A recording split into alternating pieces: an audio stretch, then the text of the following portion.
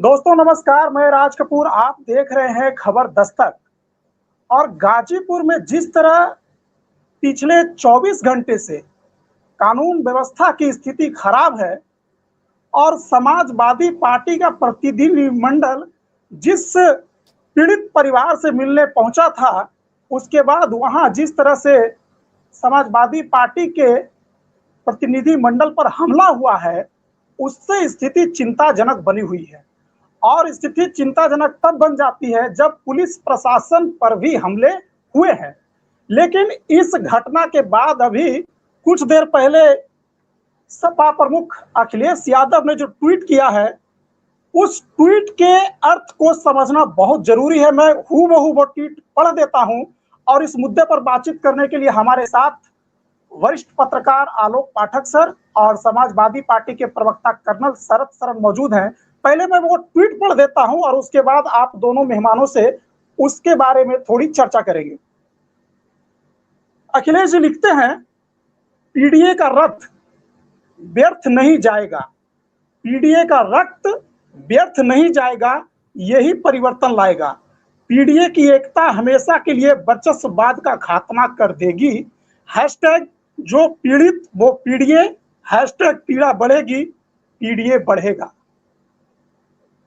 पहली प्रतिक्रिया सर, आलोक सर आपसे जानना चाहेंगे कि आखिर अखिलेश जी ने जो ये पीड़ा लिखी है एक्स पर, इसका क्या मतलब हुआ? नहीं, इस पे तो मुझे लगता है कि पहली राय जो है कर्नल शरद सरन साहब से लिए जाए, क्योंकि ये समाजवादी पार्टी के अधिकृत प्रवक्ता हैं। ये शरद सरन साहब, एक कल जो घटना हुई है और उसके बाद से कल आपके राष्ट्रीय अध्यक्ष जी काफी देर तक, रात तक ट्विटर पे, एक्स पे सक्रिय रहे इस घटना को लेकर। और अभी रिपोर्ट आई है कि शायद आपके दो विधायकों को भी पुलिस ने कहीं पूछताछ के लिए बुलाया है, लेके गई है। पूरा क्लियरिटी नहीं है इसमें, लेकिन कुछ लोगों का कहना है ये। अब उन्होंने इसको जोड़ दिया, क्या पीडीए का रक्त नहीं जाएगा व्यर्थ, 2027 में यही लाएगा बदलाव। क्या समझा जाए, क्या कहना चाहते हैं आपके राष्ट्रीय अध्यक्ष जी इस संदेश के माध्यम से? जितना मैंने पढ़ा है, देखा तो नहीं है। नेताजी की राजनीति की शुरुआत ही इस जातिवाद और इसके शोषण की व्यवस्था के खिलाफ हुई।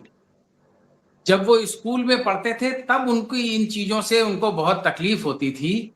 और यहां तक कि एक दलित परिवार में वो चले गए थे, उनके यहाँ खाना खा लिया था तो उनको अपने ही गांव में दिक्कत आ गई और माफी मांगनी पड़ी लोगों से, जिस माफी ने उनको बड़ा बनाया, संघर्ष के लिए बड़ा स्थान दिया, बड़ा बल दिया। ये आप मुलायम सिंह यादव जी के बारे में बात कर रहे हैं? जी बिल्कुल बिल्कुल। वो अपने दलित दोस्त के यहाँ चले गए थे तो गांव में ही उनको परेशान किया जाने लगा। तो उन्होंने बहुत कम उम्र में, कच्ची उम्र में ये फर्क, शोषक और शोषित का फर्क देख लिया। जो उन्होंने राजनीति शुरू करी और अंततः चौधरी चरण सिंह जी के साथ काम करते हुए, किसानों के लिए संघर्ष करते हुए, गरीब गुरबे के लिए संघर्ष करते हुए, अंततः 1992 में जब समाजवादी पार्टी की स्थापना की थी तो उसका मूल मंत्र ही सामाजिक न्याय था। वो लड़ाई ही इस बात की थी कि ये जो ऊंच नीच है और ये शोषक और शोषित वाला हिसाब है, इसको खत्म करने के लिए ही समाजवादी पार्टी की स्थापना हुई थी। और मैं तो बहुत बेबाक होके कहूंगा, इस देश में उनके स्तर का कोई भी नेता देश की आजादी से लेकर के अभी तक नहीं हुआ है जिसने अपने इकलौते बेटे को मिलिट्री स्कूल भेज दिया हो कि सुबह 4 बजे उठो, 6 बजे पीटी शुरू करो, दिन भर पसीना बहाते रहो, धूप में भागते रहो, रात में 10 बजे सो जाओ और सुबह 4 बजे फिर उठ जाओ और यही साइकिल पालते रहो। जानते कब?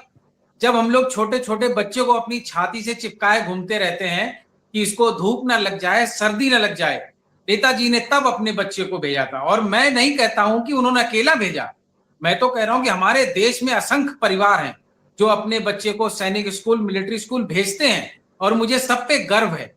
लेकिन मैं फिर दोहरा के कहता हूं, देश के क्षितिज के स्तर का बड़ा नेता, पहला नेता, और अभी तक तो कम से कम आखिरी और पहला दोनों है, जिसने अपने बच्चे को मिलिट्री स्कूल भेजा हो। अब आप कल्पना कीजिए कि उन्होंने क्या संस्कार अपने बच्चे को दिए होंगे। और अखिलेश जी उस मिलिट्री स्कूल से पढ़ के आए हैं, उनके बहुत मित्र हैं जो बहुत सीनियर रैंक्स पे इस समय सर्विस में हैं, सब चीजों की जानकारियां रखते हैं। तो जो बच्चा जिस माहौल में पलता है, पोसा जाता है, बढ़ता है, उसकी सोच, भावना, व्यक्तित्व वैसा ही बनता है। तो नेताजी अखिलेश जी को एक चीज और देके गए हैं, सामाजिक संघर्ष की जिम्मेवारी, उसमें मरने खपने लड़ने की जिम्मेवारी अखिलेश जी को देके गए हैं इस धरा से। तो जो आप उनकी भाषा देख रहे हैं, उस भाषा को सुनने के बाद, पढ़ने के बाद आप देख रहे होंगे मेरी आवाज में भी कहीं से भय नहीं है, आवाज में जोश है, आवाज में हिम्मत है। और जानते हैं उसका कारण क्या है? युद्ध स्थल में जब आप जाते हैं, अंततः जैसे जैसे उसकी ऊपर स्थितियां बढ़ती जाती हैं, स्टेजेस बढ़ती हैं, अंत स्टेजेस में लाशें गिरती हैं। मैं ये नहीं कह रहा हूं कि राजनीति में लाशें गिरें, मेरी भावना समझिएगा। युद्ध काल में जो भीषणतम युद्ध होता है वो अंत की स्टेजेस में होता है। और पिछले 4-6 साल से जिस तरीके से पीडीए के नारे के तहत सभी शोषितों को एक छाते के नीचे अंततः उन्होंने खड़ा किया है, भारतीय जनता पार्टी के पास कोई रास्ता नहीं है। उन्होंने भी इस छटपटाहट में संघर्ष करना ही करना है, और ये संघर्ष उत्तर प्रदेश में आप लगातार लेकिन बढ़ते देखेंगे। नहीं कर्नल साहब, मैं रोकूंगा। बात ये थी कि भाई एक लड़की है माफ कीजिए, गाजीपुर के कडेरिया गांव में, जहां पे उसकी संदिग्ध परिस्थितियों में मौत हो गई, नाबालिग बेटी। आपका प्रतिनिधिमंडल वहां जा रहा था, वहां के स्थानीय गांव वाले विरोध कर रहे थे। उसमें कुछ वीडियो भी आए हैं कि प्रधान का पति से पुलिस की बहस भी हो रही है। तो कल आपके नेता लौट भी तो सकते थे, ऐसा थोड़ी था कि कल ही के दिन आपको वहां जाना, अगले दिन भी जा सकते थे आप। लेकिन खैर जो भी हुआ, पथराव हुआ, उसमें आपके नेताओं को भी चोट लगी, पुलिस को भी चोट लगी।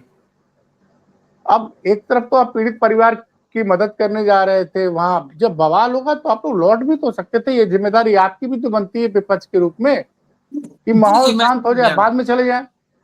एक काम कर सकते हैं पाठक जी, हाँ, राजनीतिक संघर्ष छोड़ देते हैं, सामाजिक न्याय का सपना देखना छोड़ देते राजनीतिक संघर्ष की बात नहीं कर रहा हूं।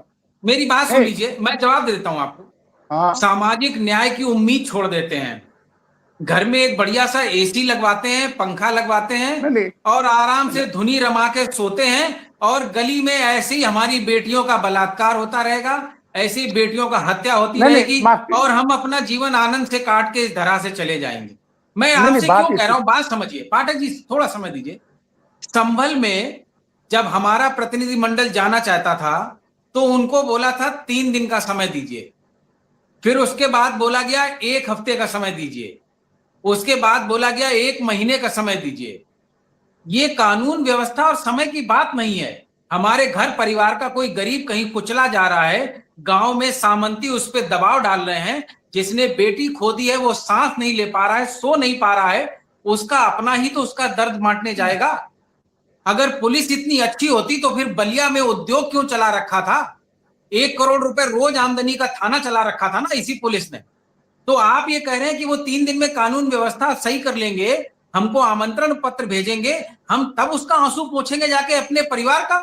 तो आप पहले ये स्वीकार कर लीजिए कि उत्तर प्रदेश में कानून व्यवस्था सरकार के हाथ में नहीं है, कंट्रोल में नहीं है, हम मान लेंगे आपकी बात। नहीं, उसमें तो भाई साहब, आप तो हमने कल देखा कि पुलिस वालों के तो खुद ही सर फटे हैं कल तो भाई। अब भाई ये तो दिखा ना कि या तो सपा के नेताओं को चोट लगी है, पुलिस वालों को चोट लगी है। लेकिन एसपी सिटी और एसपी, आपने कितनी सही बात करी थी। वो अमिताभ यश जी की वो जो टांग में गोली मारने वाला स्क्वाड है वो कहां है? अगर पुलिस वाले उस गांव में पीटे गए हैं, और जो हमने भी फोटो देखी, आपने देखी, पूरे हिंदुस्तान ने देखी, रात में तो इनकाउंटर हो जाने चाहिए थे उस गांव में। कहां है वो स्क्वाड जो टांग में बिल्कुल सटीक गोली मारता है कि घुटने पे ही लगती है दूर से? मैं तो आर्मी वाला हूं, कम से कम फायरिंग अब पुलिस वालों से तो नहीं सीखनी पड़ेगी। मैं जानता हूं कितने डिस्टेंस से कौन सा वेपन क्या एक्यूरेसी रखता है। तो वो स्क्वाड है कहां उनका एटीएस का? कर्नल शरद शरण साहब, इसमें एक समस्या हो गई है जी। आपकी पार्टी के नेता कह रहे हैं कि भाई, और उसमें एक वीडियो भी सोशल मीडिया में वायरल है जिससे प्रधान का पति, जिसको बताया जा रहा है आशु सिंह, वो उससे पुलिस कह रही है कि आप नहीं रोकेंगे, आप घर जाइए, हम रोकेंगे, और वो बहस कर रहा है। उसकी तमाम वीडियो वो किस है। किस हैसियत से बात कर रहा है ये मुझे समझ में पड़े, लेकिन मैं जजमेंट नहीं कर सकता हूँ कि वो, लेकिन वो पुलिस से बहस कर रहा था। खैर पुलिस कहती कि आप जाइए, उनको रोकना ले जाना हमारा काम है, आप नहीं रोकेंगे। वो वीडियो वायरल है, वो जांच का विषय है, इस पे जो संबंधित एजेंसियां जांच करेंगी। लेकिन कल इस घटना के बाद जो दो प्रमुख अधिकारियों के बयान आए हैं, एक एडिशनल एसपी का बयान आया, फिर एसपी गाजीपुर का बयान आया, वो तो इस पूरी घटना के लिए कह रहे हैं कि हमने सपा को बोला था 15 लोग प्रतिनिधिमंडल लेके आइए, उनके साथ 250 लोग चले आए, इसमें असामाजिक तत्व थे, उनकी वजह से बवाल हो गया। और वो तो पूरा दोष आपके ऊपर टाल दे रहे हैं। भाई अखिलेश जी ने तो, मैं बता देता हूं उस पर पाठक जी। देखिए ऐसा है, सबसे पहले तो आप एक अच्छी तरीके से बात समझ लीजिए और मेरी भाषा की जो कड़वाहट है उसकी गहराई भी समझ लीजिए। उस गांव में भाजपा की सरकार नहीं है, आप मुगालते में मत रहिए कि वहां पे योगी जी की सरकार उस गांव में चलती है। वहां तो पुलिस खुद याचक की भावना से खड़ी है। हम तो ये मानते हैं कि उत्तर प्रदेश के हर जितना क्षेत्रफल उत्तर प्रदेश में कागज पर तो योगी जी की सरकार है। हमको तो भाई यही समझते हैं पत्रकार के रूप में। पाठक जी आपकी शर्ट में जेब है, बाएं हाथ में जेब है आपकी शर्ट में। हाँ जेब है, उस कागज को मोड़ के उस कागज को मोड़ के उस जेब में रख लीजिए। उस गांव में अभिषेक सरकार है, पिछले 4 दिन से उस गांव में अभिषेक सरकार चल रही है। और आप उसे प्रधानपति मत कहिए, मैं आपको रोक रहा हूं, सॉरी, आप उसे प्रधानपति मत कहिए। डिप्टी एसपी साहब हाथ जोड़ रहे थे उसके आगे। मैं ये कह रहा हूं कि पुलिस उसको रात में खींच के क्यों नहीं ले गई, मेरी बात समाप्त होने दीजिएगा। पुलिस उसको रात में खींच के क्यों नहीं ले गई? जिनके आगे पुलिस के अधिकारी याचक भावना में थे, पुलिस उसको खींच के क्यों नहीं ले गई? जिनके गुंडों ने मुंह पे अपने कपड़ा बांध के पुलिस वालों के सर फोड़ दिए, पुलिस किसको ले गई वो तो सुन लीजिए। जिनके सर फोड़े हैं उस अभिषेक सरकार ने, जिनके सर फोड़े हैं उनको अस्पताल से डिस्चार्ज करके पुलिस वाले अपनी नीली गाड़ी में भर के ले गए हैं। कहां ले गए हमको नहीं पता। तो अब जो योगी सरकार की पुलिस है और उसकी नीली गाड़ी है, उस गांव की अभिषेक सरकार के नीचे काम कर रही है। अगर नहीं कर रही है तो जिनके सर फोड़े हैं उनको क्यों उठा के लेके गई? जो पुलिस वालों से हाथ जुड़वा रही थी, याचक भावना में डिप्टी एसपी को खड़ा कर रही थी, उसके टांग में गोली क्यों नहीं मारी अभी तक? इसलिए मैंने कहा कि अब अजय सिंह बिष्ट जी की सरकार उस गांव में है नहीं। अगर होती तो उसका इकबाल आपको रात में ही दिख गया होता और सवेरे तड़के एक मोटरसाइकिल और एक बगल में एक आदमी, टांग में गोली और हवाई चप्पल पहने हुए 6 पुलिस वाले दिख जाते, हाथ में पिस्टल पकड़े। वो सोशल मीडिया से फोटो क्यों नहीं आई सुबह से? हम लोग तो इंतजार कर रहे हैं कि वो फोटो आएगी सोशल मीडिया पे। पैर में हवाई चप्पल, हाथ में पिस्टल, आदमी जमीन पे, घुटने में गोली और बगल में मोटरसाइकिल। ये फोटो तो पूरा हिंदुस्तान देख रहा है 2-3 साल से। उस गांव में ये फोटो क्यों नहीं बनी पाठक जी? इसलिए कह रहा हूं कि वहां पे अजय सिंह बिष्ट जी की सरकार उस गांव में नहीं है। अब किसकी सरकार है वो आप जानते हैं। और ऐसा उत्तर प्रदेश में पहली बार हुआ है कि एक कैबिनेट मिनिस्टर रहा हो जो किसी सरकार में, उसका गांव में सर फोड़ दिया। फोड़ने वाले गांव में खड़े होकर पुलिस वालों को धमका रहे हैं और पुलिस वाले जिनका सर फीटा है उनको अस्पताल से डिस्चार्ज करके अज्ञात स्थान ले जा रहे हैं। कायर और डरपोक सरकार है पाठक जी। अगर इसमें इकबाल हो तो शाम तक फोटो डलवा दीजिए सोशल मीडिया पे, हम मान जाएंगे आपकी कानून व्यवस्था का इकबाल है। मैंने इसीलिए कहा है, अभी ये शुरुआत है पाठक जी, और हम लोग मानसिक रूप से तैयार हैं। अभी तो और स्थितियां विकट होंगी, आप उसका इंतजार करते जाइए। और आप बहुत वरिष्ठ पत्रकार हैं, आप जानते हैं, आपने ऐसे असंख्य चुनाव कवर करे होंगे। 9 महीने बचे हैं चुनाव में और 9 महीने बचे हैं सामाजिक न्याय की शुरुआत में और 9 महीने ही बचे हैं जातिवार जनगणना की स्पीड का गियर बदलने में और 9 ही महीने के बाद दिल्ली का ताला लगने के लिए चाबी बन जाएगी। समस्या ये है पाठक जी। और जो भी लोकसभा में हुआ था, वो जो विचलन है वो आपको गाजीपुर में किसी और रूप में दिख रही है, लेकिन विचलन सिर्फ वही है। डिलिमिटेशन हाथ से निकल गया है। 2029 की व्यवस्था निकल गई है, 2027 की व्यवस्था निकल गई है। अब तो 95% की 5% से लड़ाई है। कहां से जीतिएगा?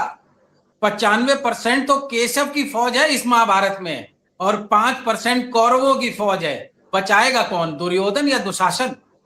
मैं धार्मिक मान्यताओं को जोड़ के आपको सही उदाहरण दे रहा हूं। ये बदलाव 95 वर्सेस 5% का है और इसकी शुरुआत है। हरदोई वाली घटना क्यों भूल जाते हैं आप? अभी 4-5 दिन पहले ही तो हुआ है उस लड़की के साथ, शिल्पी कुशवाहा के साथ। तो केशव प्रसाद मौर्य जी पहुंच गए क्या हरदोई? वो स्कूल मंत्री जो हर बार अपने जाति का, अपने समाज का दंभ भरते हैं, वो हरदोई क्यों नहीं पहुंचे? और आप देख लीजिएगा पाठक जी, हरदोई में भी समाजवादी पार्टी का जो मंडल जा रहा है, जो कमेटी जा रही है, उसको उसके दरवाजे पे पहुंचने नहीं देंगे। और मैं इसका एक बात और जरूर बता दूं कि बहुत इंपॉर्टेंट बात है, क्यों ये परिवर्तन हुआ है। आदित्यनाथ जी ने एक नारा दिया था, कटेंगे तो बटेंगे, ये बटेंगे तो कटेंगे बोला था। पीडीए ने उस नारे को पूरी तरीके से आत्मसात कर लिया है। अगर पीडीए बटेगा तो पीडीए निश्चित कटेगा। हम उनका नारा ही उनके खिलाफ हथियार के तौर पे इस्तेमाल करेंगे। ये सामाजिक न्याय के युद्ध का उद्घोष है। अभी भीषणतम दौरों की शुरुआत है। हम हर कष्ट, हर संघर्ष, हर खून, हर जेल, सबके लिए तैयार हैं।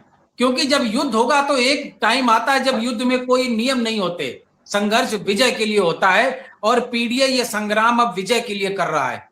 अब हम सरकार पीडीए की बनाएंगे, पीडीए के लिए बनाएंगे और सभी काम पीडीए के लिए, पीडीए के लोग करेंगे। पीडीए के अलावा किसी के लिए कोई स्कोप नहीं है। जो भी शोषक तंत्र है, प्रभुत्ववाद का तंत्र है, सामंतवाद का तंत्र है, इनका भीषण शोषण अभी शुरू है। 9 महीने, हर महीने देखते जाइएगा बढ़ता जाएगा।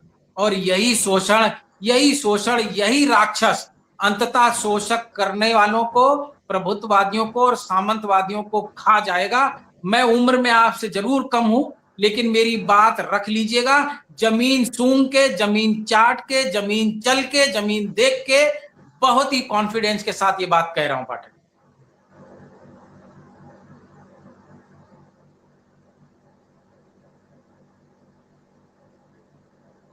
शरण जी, समस्या ये है कि पुलिस ने मुकदमा किया है कल के मामले में, उसमें 47 लोग और 200 लोग, और कल की घटना के लिए पुलिस ने एक तरह से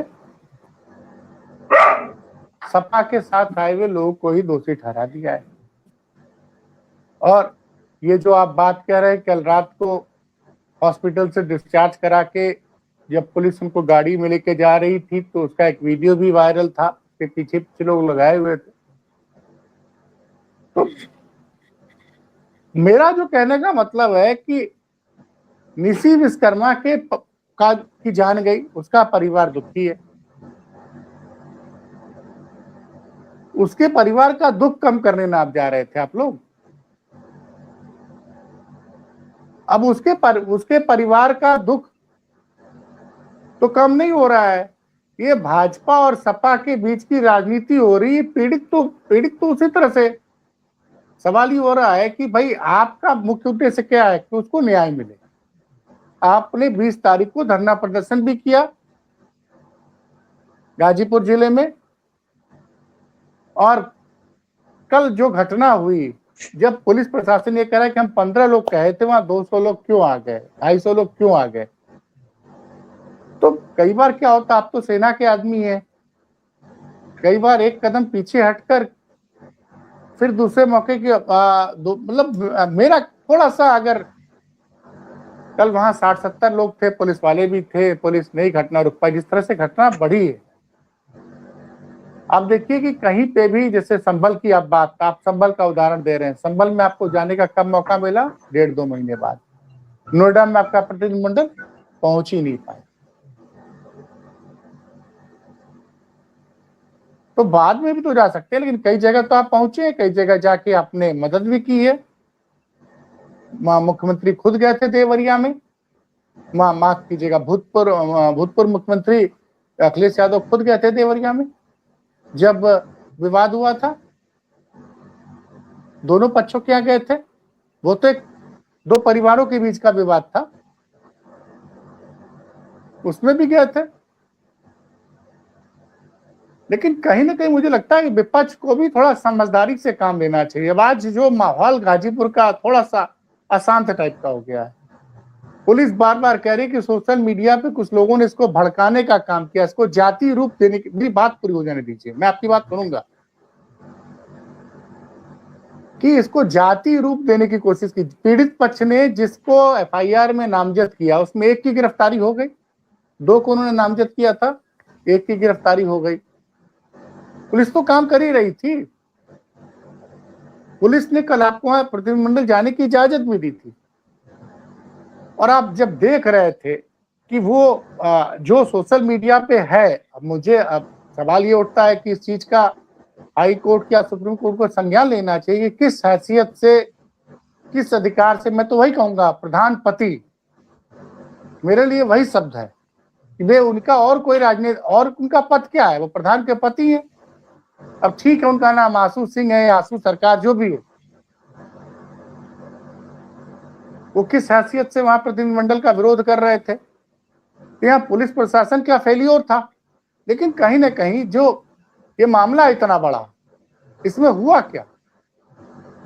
क्योंकि जब इस तरह के मामले होते हैं, इसमें जो बेगुनाह होता है वही फंस जाता है। मेरा अपना 57 साल का मैं हो गया हूं, मीडिया में आए हुए मुझे लगभग 36 साल हो गए। 36 साल का अनुभव ये कहता हूं कि इस तरह के मामले में हमेशा बेगुनाह पार्टी का कार्यकर्ता या आम आदमी ही फंसता है।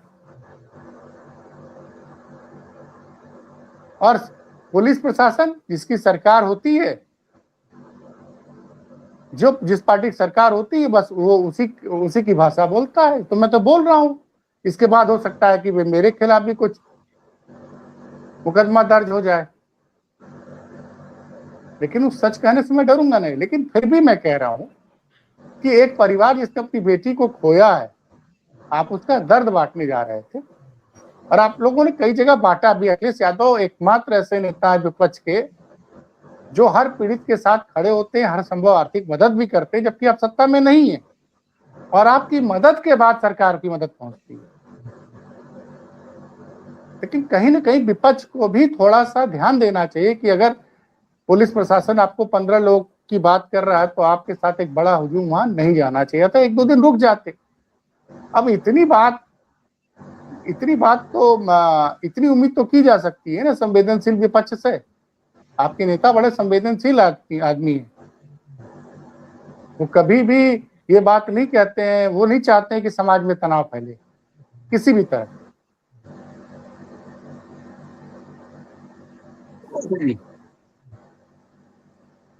बोलिए सर जी। संभल में आपने बिल्कुल ठीक कहा, 1.5-2 महीने बाद जाने को मिला। लेकिन वो वाली फोटो भी तो याद कीजिए पाठक जी, जो बिल्कुल सामने ऐसे रेंज में रख के राइफल करके, और उस वीडियो में आवाज आ रही है गोली मारो सालों को, और उसके बाद फायरिंग होती है। और फायरिंग का आदेश देने वाला थोड़े दिन बाद यहाँ पे गदा रख के पीतल का, और कांवर यात्रा में चल रहा था, याद है ना आपको? सर उसको नौकरी मेरी सुन लीजिए, याद है ना? उसको नौकरी किसने दी?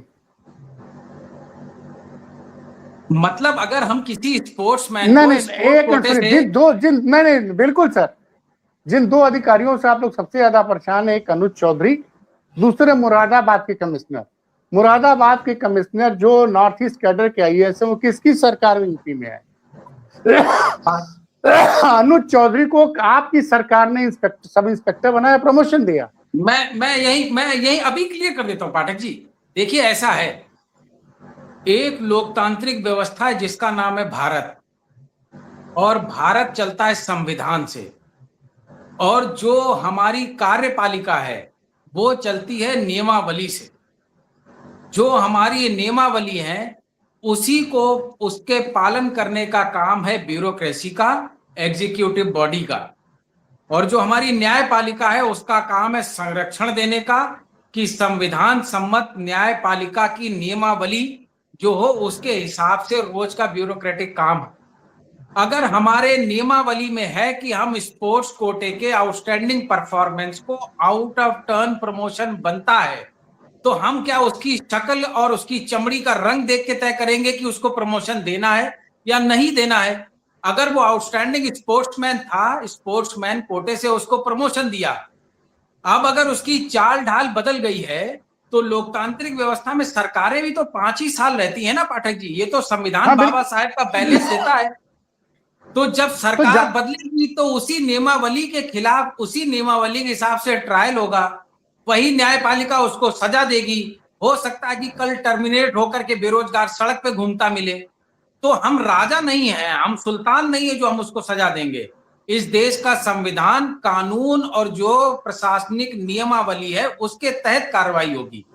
उसी तरीके से जो डेपुटेशन है, डेपुटेशन भी एक प्रावधान के तहत मिलता है, कोई जाति, लंबाई, चौड़ाई, शक्ल, चमड़ी का रंग देख के नहीं देता है।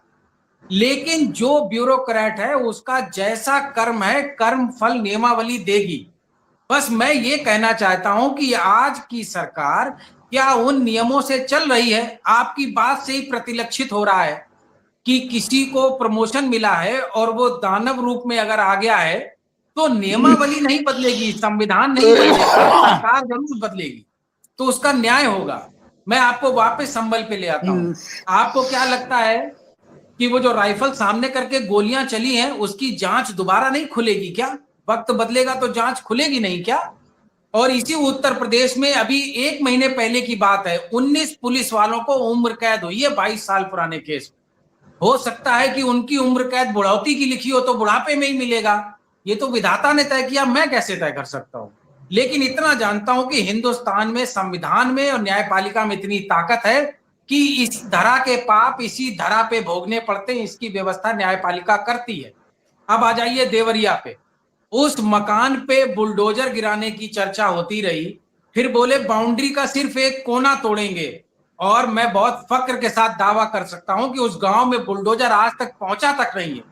और जबकि आपकी पत्रकारिता, मैं पत्रकारिता पे इल्जाम नहीं लगा रहा हूं, आपके ही पत्रकार जगत से एक पत्रकार जी वहां पे विधायक बने, और विधायक बनने के बाद वो एक जात के विधायक बने इस घटना के बाद, और वो एक पक्ष के यहां गए, दोनों पक्षों के यहां संवेदना तक व्यक्त नहीं करने गए। संवेदना व्यक्त करने में जो व्यक्ति जाति देखता है, क्या संवैधानिक पद पे होना चाहिए? लेकिन उस दरवाजे पे, बस 30 सेकंड और दीजिए, उस दरवाजे पे बुलडोजर चलाने की आज भी किसी की हैसियत नहीं है। जानते क्यों? क्योंकि दसियों हजार आदमी गांव के चारों तरफ का, हर जात बिरादरी का उसकी देहरी पे खड़ा हो गया था कि बुलडोजर पहले हम पे चलाओ। अब आप मुझे ये बताइए कि जिस प्रधानपति से डिप्टी एसपी हाथ जोड़ के बात कर रहा है, कल्पना कीजिए उस बिटिया के माता पिता कितने दबाव में होंगे, उनकी दरख्वास्त में क्या लिखा जाएगा, एफआईआर में क्या लिखा जाएगा, उनके बयान में क्या लिखा जाएगा। अगर उनके ही पीड़ित परिवार का नेता और संगठन और राजनीतिक दल खड़ा नहीं होगा तो उनको तो पीस डालेंगे, और हम इसके लिए तैयार हैं। आप मुकदमा करिए, जेल भेजिए, कोई चिंता नहीं। जब सार्वजनिक जीवन में निकल आए हैं, ये सब तो भोगना नियति में है। जब जब रावण राज आएगा तो राम को जंगल में भटकना होगा, लेकिन अंततः रावण को निपटा करके ही राम वापस आते हैं। ये तो हमने अपने धर्म पे पढ़ा है। तो हमें भी एक जिम्मेदारी ईश्वर ने दी है कि कोई पीड़ित है, द्रवित है, उसके लिए दरवाजे पे खड़े होंगे। कोई शासन प्रशासन हैसियत नहीं रखता हमें रोक सके। ये हमारा मानव अधिकार हमें संविधान ने दिया है, और संविधान को योगी जी के आश्रम में नहीं लिखा गया है, संसद में लिखा है, बाबा साहेब ने लिखा है। तो ऐसे किसी भी परिवार का जो प्रताड़ित होगा, हम उसके साथ खड़े होंगे, और हम हर प्रशासन और शासन की बात मानने को तैयार हैं। हम एक हफ्ते रुकने के लिए भी तैयार हैं, लेकिन वो शासन प्रशासन का चेहरा भी तो निर्विवाद होना चाहिए, वो चेहरा भी तो न्यायप्रिय होना चाहिए, उसका इतिहास न्याय से भरा होना चाहिए। जो सरकार का चेहरा शोषण से भरा हुआ हो, उसकी कैसे बात करेंगे पाठक जी? तो हम उनके कहे चलेंगे तो हम गुड़िया गुड्डा बन के रह जाएंगे। मैं उनके कहने की बात नहीं कर रहा हूँ शरद जी, मैं आपको रोकूंगा, लेकिन सवाल ये है कि देखिए देवरिया की घटना के बाद और जिस तरह की घटनाएं 2022 से लेकर फरवरी 2024 तक हुई, उससे उत्तर प्रदेश की जनता का विश्वास हटा मोदी, शाह और योगी से, और आपको 2024 के लोकसभा चुनाव में जीत हासिल हुई। उसी जनता ने आपको ज्यादा वोट दिया और आपके ज्यादा सांसद पहुंचे, भाजपा से भी ज्यादा सांसद पहुंचे। जी बिल्कुल। बस मेरा कहना यह है कि एक आप विरोध कीजिए, लेकिन एक जिम्मेदार विपक्ष की भूमिका आप निभाइए।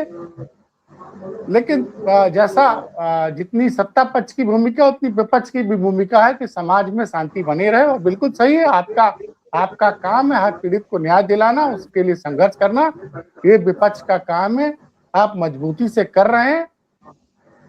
लेकिन गाजीपुर में सवाल ये उठता है ना कि मेरा कहने का बस मैं वही कह रहा हूं कि भाई इसमें पीड़ित परिवार की आवाज तो किसी तक पहुंच ही नहीं रही है। जो असली पीड़ित परिवार और पीड़ित बढ़ गए। अब पुलिस वाले बेचारे जिनको कल चोट लगी है वो भी तो पीड़ित हैं।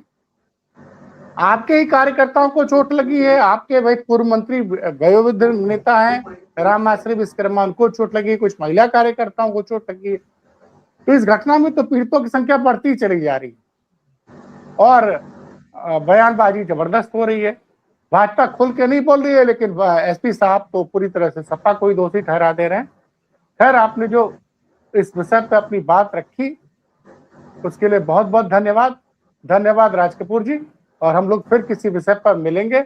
गाजीपुर पर हमारी नजर बनी हुई है। और मैं बता दूं, क्योंकि बहुत से शब्दों पे यूट्यूब को ऐतराज होता है, तो यूट्यूब, क्योंकि कल एक वीडियो हम लोगों ने किया था, उसको यूट्यूब ने 3-4 घंटे बाद तमाम शब्द जब हमने हटाए तब वो ऑन एयर हुआ।